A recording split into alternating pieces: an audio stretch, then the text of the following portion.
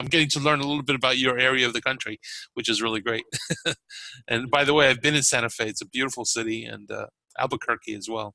I've been to both of those, and beautiful, beautiful places of our country for sure.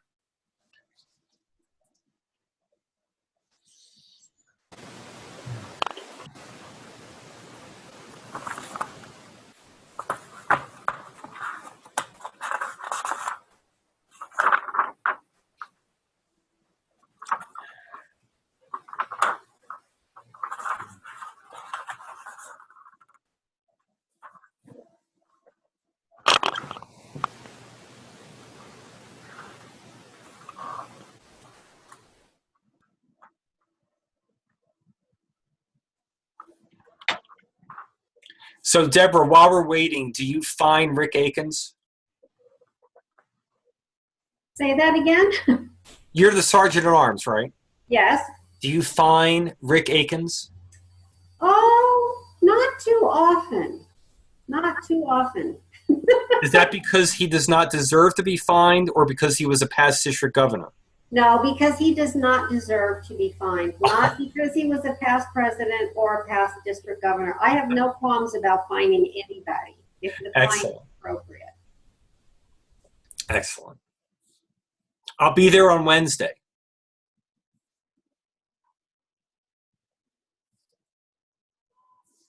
So feel free to find me. Remember to wear your pin. Remember to come and speak to your happiness at being at our club meeting, and you should be fine. I will do that. I think he's an awesome person to get fined, Deborah. Yes.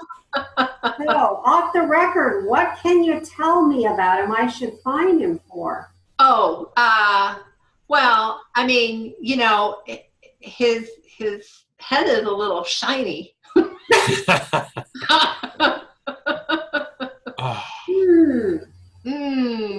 It wasn't before I joined Rotary. I'm sure. Well, I hear you got an awesome new member, Deborah. Congratulations. Oh, yes, thank you. She submitted her application last week, and we're very excited she's going to join our club. And we're a really small club. We're like 25 people. Well, we're a very small club too, but we've really jumped onto her project. And I had a sewing session before I came home today. We're going to be sewing at least 100 kits for her, and we think we've just about met our halfway mark. Wow, that's fantastic. Yeah. That's a great project. And, you know, it's just one of those things that you never know when you're going to invite a guest speaker, what you might learn, what you might want to turn their speech into a project of some sort. Exactly. Or them elsewhere in your own community. Right.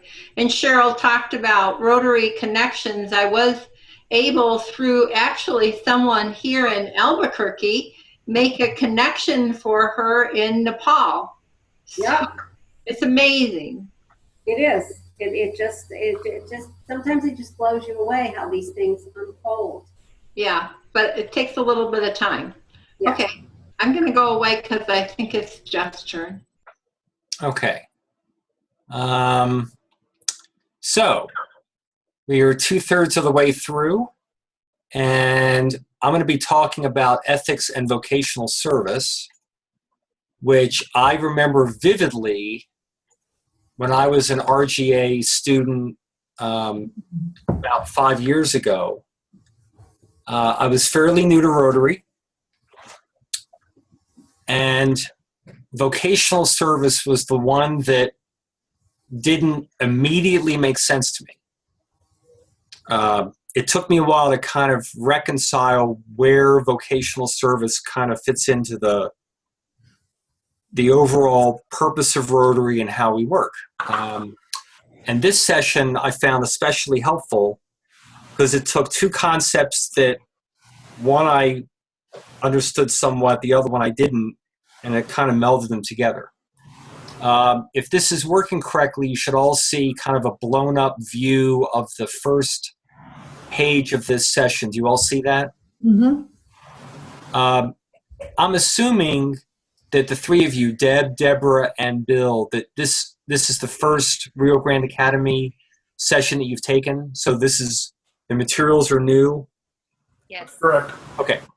So you'll notice each of the modules, right under the title, has this little statement, which I really like. It kind of gives a quick summary as to kind of what the intent of this particular session is. So for me anyway, reading this statement, I am ethical, recognize and promote ethics in others, and seek opportunities to serve through my vocation.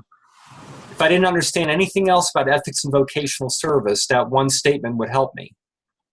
You'll notice that's true in every RGA module that you will take. Then there are 4 session goals, which we hope to address in this session. And then there's some additional materials. These first 2 are in your packets following this set of questions. So Cheryl and Mary were alluding to inserts that were actually in your packet. But these other ones, and this is new to RGA, there's a website that has all these additional supplemental materials that you can download. So the 4-way test means business. That's an article that was written. There's a PowerPoint presentation on vocational service. So if you're interested in additional information about any of these topics, you can get that through these websites here. So I welcome you to do that. So we're going to talk about ethics and vocational service. I'm going to stop sharing for a moment. So we first want to talk about vocational service and classifications. And classifications to me is interesting because it still has meaning, even though it may not be as rigorous as it used to be when Rotary started. So for the 3 of you, Bill, Deborah, and Deb, what are classifications and why are they important in your clubs? I believe classifications try to indicate like what area of either business or industry or what you work in, like whether it's higher education for me or accounting or information technology. I think that's the broader, and then it also tries to indicate a level of classification maybe within that. Am I in the right ballpark here? Basically, and over time, there's been some ease in which we come up with what classifications are that kind of fit the particular vocation of the Rotarian. Deborah or Deb, what about in your clubs? I think the classification idea is a good one. I personally would not want to be the only accountant in a Rotary club that had nothing but lawyers. So I think it serves a purpose of having in any club a more broad representation of different vocations within, especially our own community. And it gives me an opportunity as an individual Rotarian to learn about some of the work that others who are in my club do that I may not have been so intimately aware of in my normal everyday life. So that's what, what classifications and vocational sort of classifying I think is helpful in a Rotary club. Excellent, thank you. Deb? Yeah, I like just exactly what Deborah had said about learning what other people do as their professions, classifications. So I think that they're important for us to know, and we utilize them in our club. And we don't have a table of lawyers that just sit together, or a table of police officers, so we all intermix. And if it didn't really say on my badge what my classification was, I probably wouldn't know what half the people at my tables that I sit at do. So it really helps me identify what people do in the community. And classifications also kind of give us a context for diversity. Like if we're going to be doing a service project, and we need certain skill sets, and we have someone in the club who's an architect or someone in the club who writes proposals or something, knowing the classifications can be very helpful for service projects and other things that the club is doing. And if we don't have a particular classification, that would give us perhaps a reason to partner with another club or another group of people in the community that happen to have that particular skill set. So there's some practical considerations to classifications as well. So how do classifications generally fit into the notion of vocational service?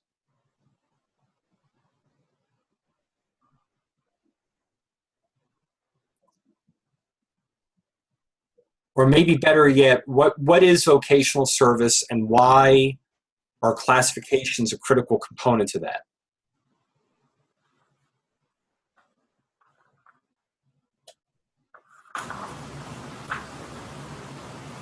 Why don't you give us your opinion, Jeff? Well, here's what I'm going to do. I'm going to bring up this very nice attachment. This is EVS1, the Guiding Principles of Rotary. And I'm going to try something real quick here. So here's vocational service. And I believe Cheryl had alluded to that during her Rotary World presentation. Vocational service encourages Rotarians to serve others through their vocations. So there's where we're using our vocations as value to the club and to others, and to practice high ethical standards. And as I said, when I first became a Rotarian, the others made immediate sense to me. I could understand why Rotary was doing it, but this vocational service took me a little while, especially throwing in the high ethical standards, which we'll talk about in a minute. So if this is what vocational service is, why would classifications be important?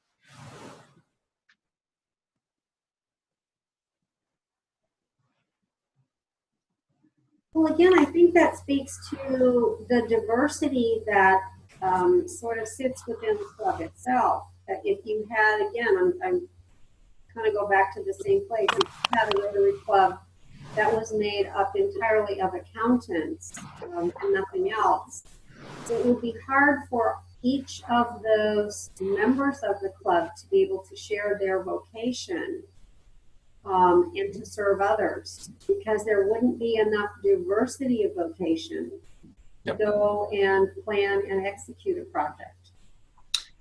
I used to work up at Los Alamos, and I would often be, I wasn't part of Rotary up there, but I would often be in a setting with a lot of engineers. Mm-hmm. And I'm not an engineer, although I could pretend to be one. But as much as I love engineers and respect them, they never accomplished anything because they were always focused on planning and process. And they would come up with these elegant maps of how they were going to do things. And I thought, boy, if there was a club full of these engineers, would they ever actually get to doing something? Just something I noticed. And of course, they're very productive, but they love to get into all these maps and things like that. But diversity is helpful. And the fact that we're serving others through our vocations, that's why it's important to be thinking about classifications. How can we utilize the skills and talents of our membership to accomplish things? So classifications fit very well with the whole notion of vocational service. But there's a lot more to vocational service. This notion about practicing high ethical standards, to me, is just as important, if not more so. This page, and we'll start with the top half, has all sorts of language about vocational service and high ethical standards. Take a look at the object of Rotary. This is on the top left here. And just for a second, scan kind of the four aspects to the object of Rotary. Where do you see vocation and or high ethical standards show up in the object of Rotary? The second one. Absolutely. By the way, I am practicing this annotation tool as we're doing, since this is a test. So excuse me if I'm not that elegant with my art. But yes, absolutely. The second one is all about high ethical standards in our business professions. We'll get more into kind of what that means in a few minutes. Anything else in the object of Rotary that kind of gets into the vocational service area?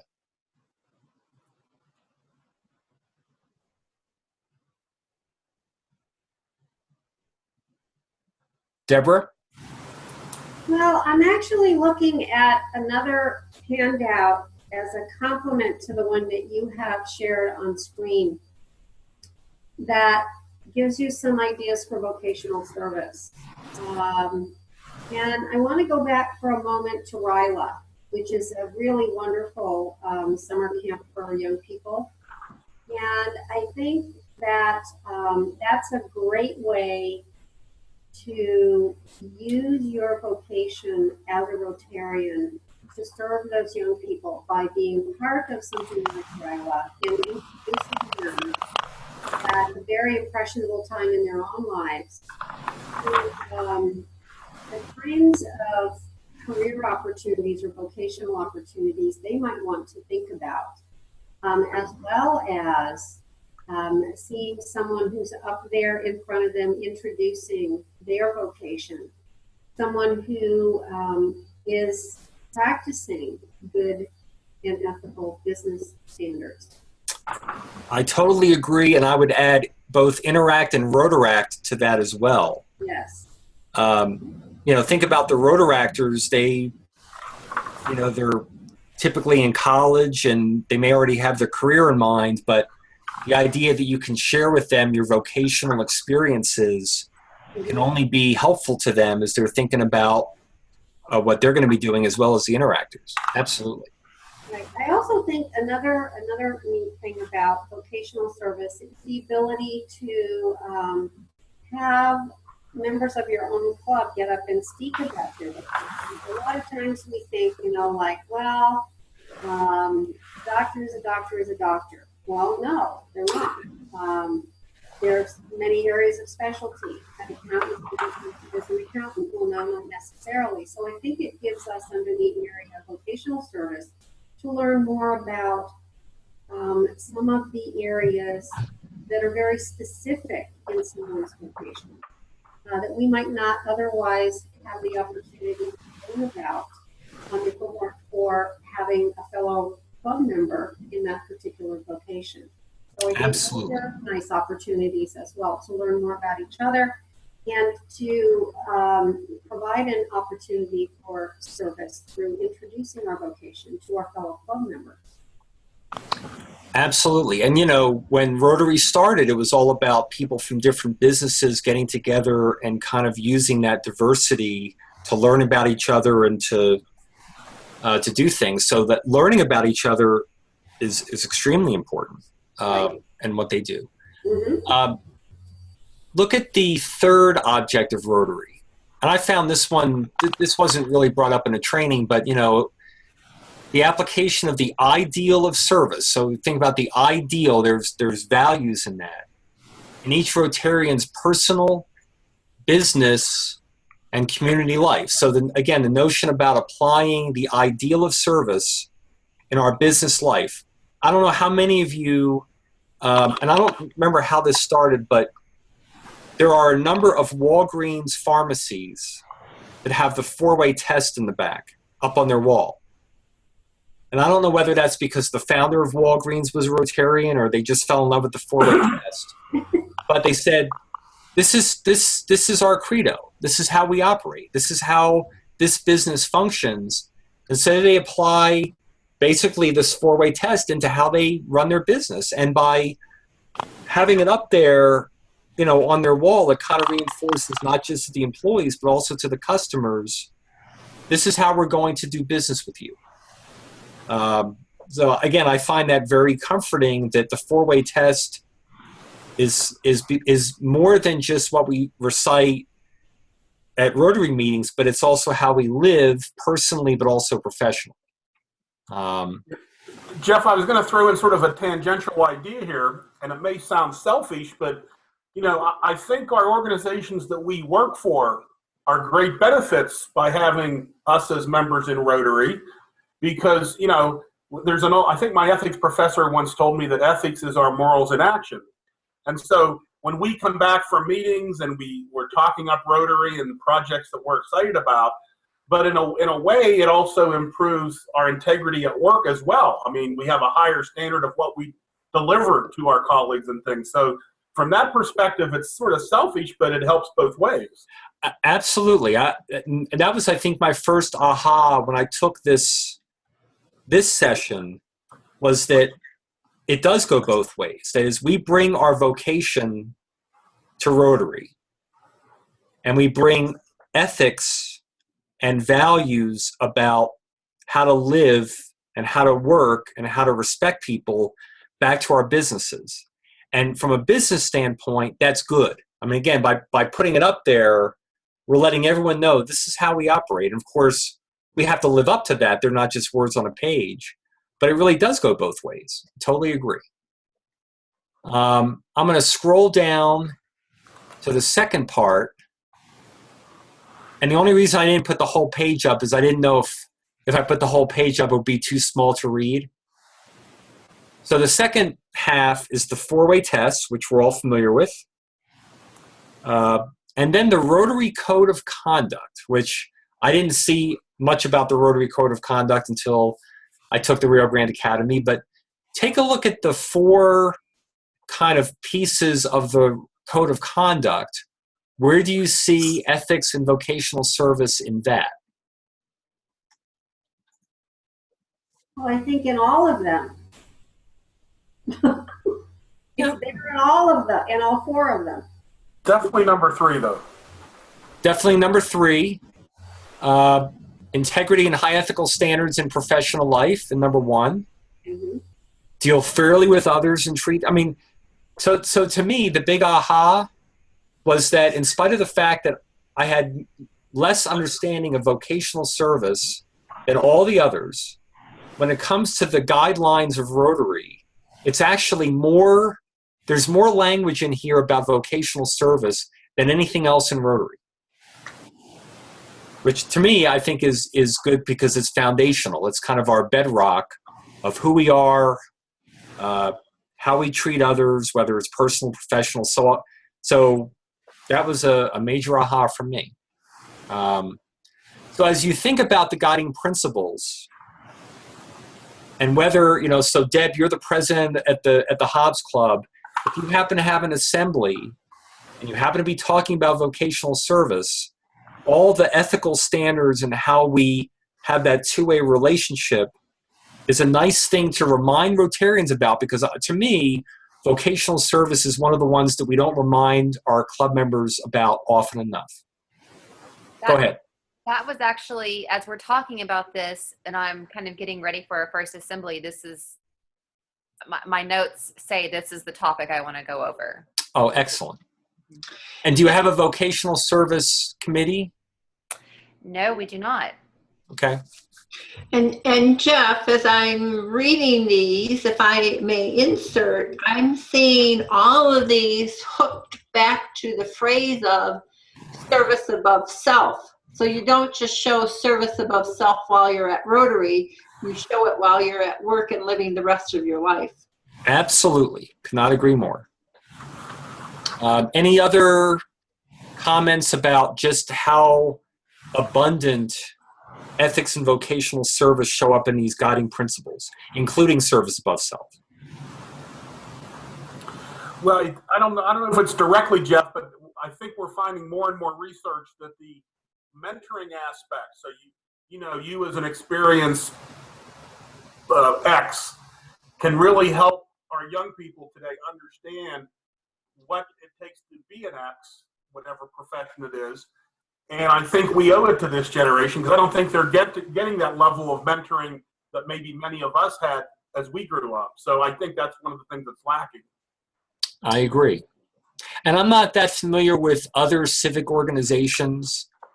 I'm not sure if any of them put the same amount of emphasis on ethical standards as Rotary does. I don't know that for a fact, but I'm not aware that they have the same amount of focus and reinforcement on ethical standards, and I've heard people mention that. I haven't seen it firsthand.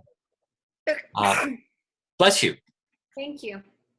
What I'd like to do now, and I'm going to ask Cheryl to help me with this, is let's talk about high ethical standards for a couple of minutes. Let's see. So whether it's in your personal life or in your professional life, what are some examples of high ethical standards? Sometimes it's, the eye test, something that you see or something that you sense. What are some examples of things that you would say would reflect high ethical standards? Well, in my current profession, there are a set of 10 standards that we follow as yoga teachers. And the first one is the practice of what's called ahimsa, and that translates to non-harming. Do no harm. Do no harm. That's a pretty big one, but when it all comes right down to it, it's kind of the only one. Another one would be to be truthful.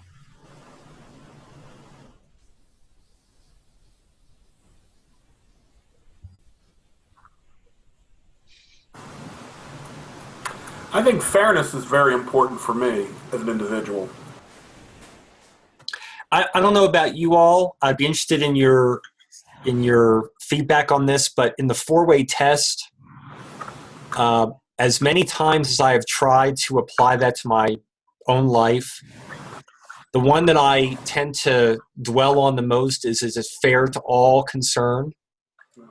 Because all is all. It's not, is it fair to most concerned or, just a few? So, fairness generally is sometimes a struggle, but then from the four-way test standpoint, is it fair to all concerned? That can be a little tricky. I think you can, as you're starting already, Jeff, you can really get into a debate in fairness. And when I was in HR, we talked about, is it equitable? Because it's not always going to be fair to everyone. That is correct. Well, that's interesting. So would equitable, so I like to think about fair and equal not being the same. I don't know where equitable fits in, but fair and equal are not always the same. No. But that's where compromise sometimes comes in. Right. Because sometimes one person gets a little bit more and one person gets a little less, and then next time around it might shift around. Right. So that can be equal or equitable. Well, isn't equitable the baseline of fairness? No. Oh, I'm just throwing that out. I mean, I don't know. It's interesting. It's one of those where, and I've been in situations where I've been in I will sometimes have what I call a four-way test lunch with someone because I'm struggling with something that I'm thinking of doing and I'm not sure if it's fair to all concerned. That's usually the one that comes up. And it can get pretty heavy. And we don't want to dwell on it, but we also want to be as focused on adherence to this four-way test. I mean, these are not just words. But there are times when we're talking about, well, we've got all these people involved. What does fair to all concerned really mean to these different people? What's that going to look like? And, you do your best. I mean, we're human beings. But I like the fact that that's not really sometimes an easy question. Is it the truth? Sometimes I think is an easier question. I mean, I'm not a judge, but there's a yes or no. Fair to all concerned, there's a gradient there. There's things we need to think about. So what else in terms of high ethical standards? I would say respectful and Also, responsible. Yes.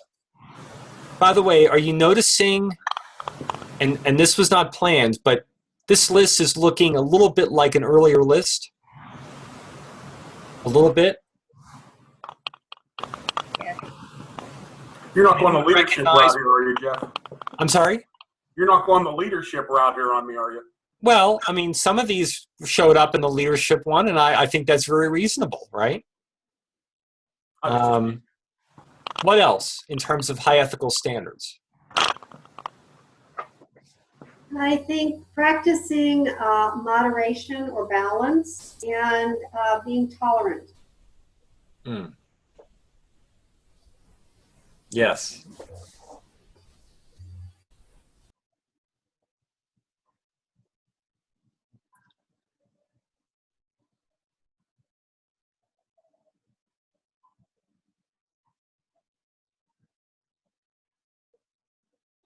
So I don't know about you all.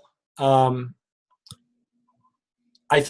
experience is that most people that join Rotary, if they have been appropriately vetted, join with already a set of high ethical standards. That is, we tend to attract like us. Is that your experience?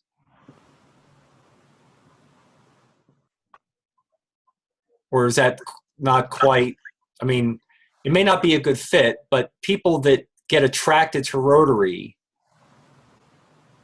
typically are people where they already have high ethical standards kind of in their nature. Is that what you found? Yeah, I think so. Yeah. And if they don't, they typically do not stay, whether because they realize it's not a good fit for them, or the club just says you don't fit our values. And even though you may have an occupation that's important to us, we're not seeing that there's high ethical standards here. We talk later in the Rio Grande Academy, we get into public relations. And if someone in the club does something unethical and it happens to get out into the press, there can be a lot of damage back to the club, especially for a club that espouses the importance of high ethical standards. It could look, kind of hypocritical to some degree. So that really is important. Any other examples? The last thing you would want is any kind of fiscal mismanagement or anything like that to come to the awareness of the community. Exactly. I mean, you would just lose all goodwill within weeks of, why are you raising money if somebody's going to embezzle from your club or something like that? So. Yes. And it's interesting. It can take, and this is, when we get into the public relations, it can take years and years and years to build a very positive brand. And then it can take one bad example and that's all shot. And then you almost have to start over because that's what we tend to focus on. So any other examples? This is a good list here, but anything else? The only other thing I was thinking about, Jeff, is, you're as good as your word. You follow through with things. If you're going to commit to giving time to something, you give your time. You just don't back out and say, I'm too busy to do it this weekend or something like that. So the idea of following through, your word is your bond kind of thing, I think that's a pretty high ethical. I totally agree. Totally agree. And I suffer sometimes because the follow through is a lot more than I expected, but you do your best. That's great. And we were talking about leadership, and when I was president a couple of years ago, there were times when I made a commitment, and at the time I didn't think it was going to be that big of a deal, and it just ballooned into a massive effort, and yet I made a commitment. And in order to be viewed as trustworthy by the club, they wouldn't look at excuses. It was like, I made a promise and I'll do my best to get it done. So very good. Anything else? This is a great list.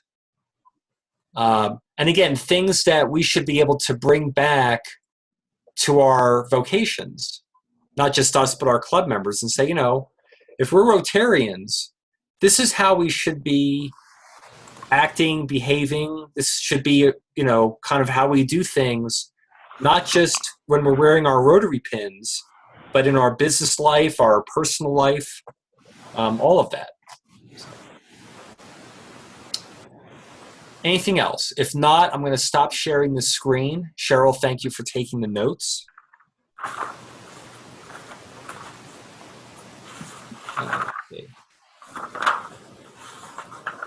Okay. The next question is a very interesting one. And again, when I first saw this, I got a little, I struggled a bit. What does it mean to have useful occupations? Now, if you were interested, useful occupations does show up in the guidance. It shows up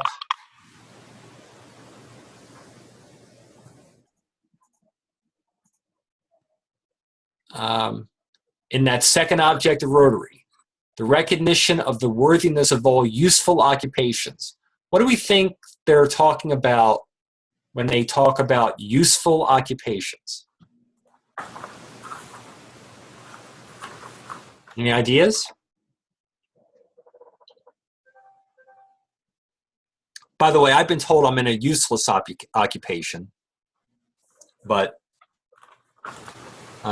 what do we think about that? Useful occupations. I'm going to guess it means to be able to transfer your work or your work occupation into community involvement. It's a useful occupation for the community. It's a transferable skill set.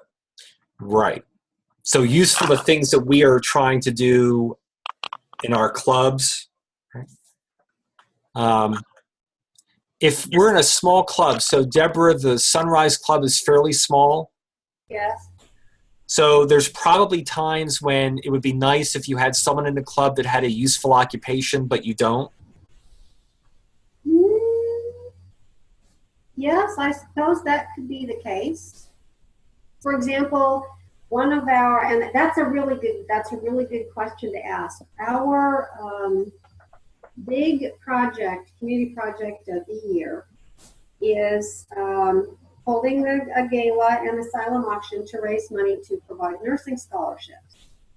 And we don't have all that many doctors or nurses in our clubs. And those would be extremely useful occupations in helping getting the word out to our community about this big project. Now, we manage just fine, but it would probably enable us to do even better than we have in the last several years with this project if we had more occupations that were useful to the work we're trying to do.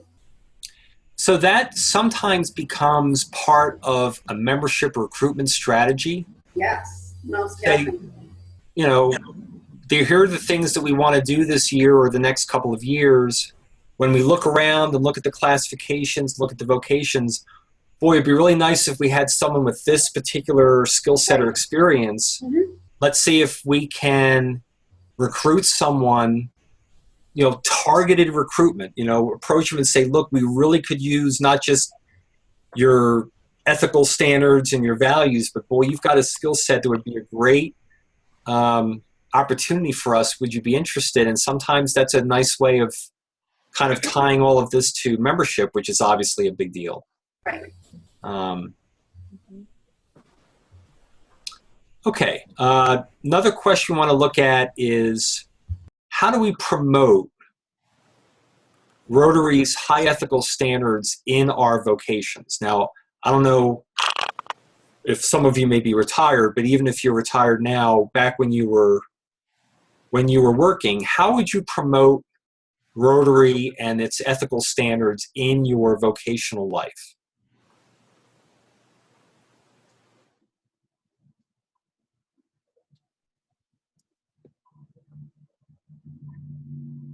Deb, any ideas? Well, I'm just kind of going back to that list that we just typed, and just in my line of work, talking about being very respectful and being also very responsible. Those are kind of the things I said. I work Deborah, I could probably help you with getting some doctors and nurses because I do physician recruitment for a living. So, but I have to also be very, very respectful of a lot of different cultures that I have to deal with. And so having those high ethical standards and knowing the appropriate questions to ask these doctors when I interview them over the phones. And then also just being very responsible. And I have to take a lot of my own personal time to call doctors on different time zones. And so I take these little lessons that I get from just being professional in Rotary and then taking them into my own profession. So I don't think there's a right or wrong answer to that one, but it's kind of a tough question to answer. Yeah. Have you noticed, I'll ask this for anyone, including the other facilitators, and Joe, if you want to chime in here. Have there been any situations where in promoting your own high ethical standards in your vocation, the people who were around you at the time also happened to learn that that was part of the fabric of being a Rotarian? As opposed to, let's say, your personal values, that as a Rotarian, I'm sharing this with you because part of being a Rotarian is having, high ethical standards. Was there ever a situation where when people were seeing your high ethical standards that they also were recognizing that part of that is because you are a Rotarian? If you're allowing me to chime in, I certainly will. Please. In my particular profession, that being a jeweler, it's a profession that requires ethics and truth. And many times, it happens just about every time that I have the opportunity of sharing with a potential customer the four-way test, its origins and how it's used in Rotary, and how I use it professionally and personally. So without a doubt, the value that it has been, the value that I have garnered from it by being a Rotarian and being taught and exposed to the four-way test has been very beneficial in my industry and in my personal business. That's wonderful. And I'm going to assume, Joe, that to your customers, that doesn't come off as you're selling Rotary to them. That it comes off as very genuine, and this is just part of who we are.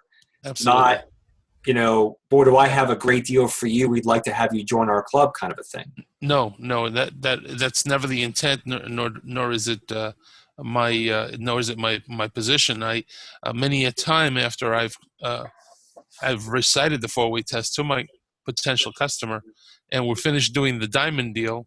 At that point, they'll ask, "Would you mind sending me a copy of that? I'd like to start using that in my own life." That's wonderful. Yeah. Any other examples from anyone?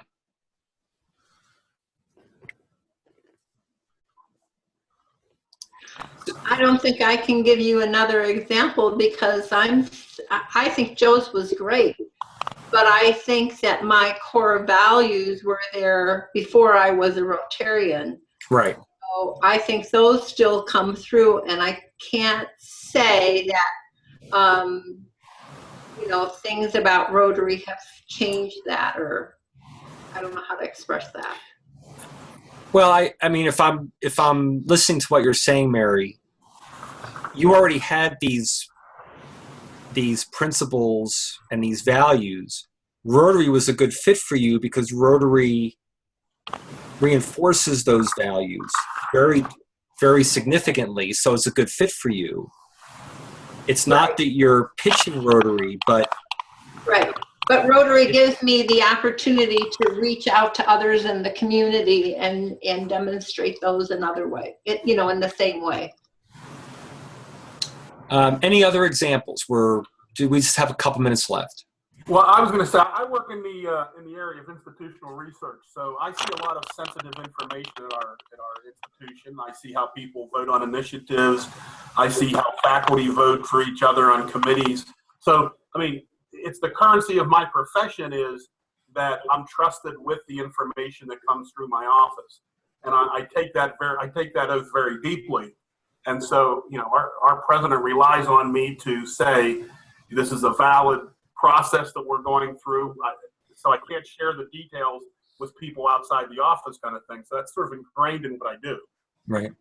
The only other thing I wanted to bring up before we close this session, and it's not really part of the outline of this, but you may have noticed this too.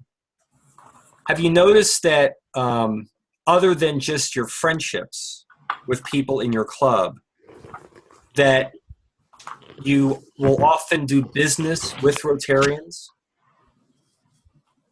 That you will choose to, even if it's not local, if you're, you know, you're out somewhere in Michigan and your car breaks down, it would be nice if you went to a place where it was being run by Rotarians. When I first heard that, I thought, well, that would make sense because that's who I know. But I think part of it also is you're going to get ethical treatment as a customer because that's who we are. I'm not going to get, you know, hosed in terms of how much it's going to cost me or things like that. They're going to provide great customer service. So even in our business dealings, there is a tendency to find other Rotarians to do our work with, which I think falls under vocational service as well. Yeah, Jeff, I would agree. I mean, Carlsbad's a relatively small community, and so you see the same people at Rotary as you do chamber functions, chamber things, Elks, community development, etc. So I mean, the same, you know, it's the same top 10, you know, the usual suspects, as they say, you know, and you see them over and over and over again, and you often sit there and wonder, how can person X just give so much of their time to this, this, and this? And in some ways, it's very fascinating. Excellent. Okay, anything else on this topic? As I said, to me, this is a very interesting one because we don't spend a lot of time thinking about vocational service. So I'm glad we do this in Rio Grande Academy. Any other thoughts or comments before we close for tonight? Okay, hearing none. So what's going to happen is we will end the session for tonight. Bill, Deborah, and Deb, you are registered for either Wednesday or Thursday. That'll be the second half of part 1. I will download the recording for tonight, and I will send that out. You'll be able to take a look at that. That'll probably be tomorrow morning. Also, Wednesday or Thursday, you'll be getting, or I'll be resending out the link to the Rio Grande Academy survey that we want everyone to fill out. And since we're doing this by distance learning, we can't just hand you the survey. So we're going to use a document in Google Forms for you to do that. So any questions before we close? No. Just a news item, the China markets are crashing again today, 6%. That's Tuesday there. Everyone have a pleasant evening. Joe, thank you very much for joining us, and we will see you later this week.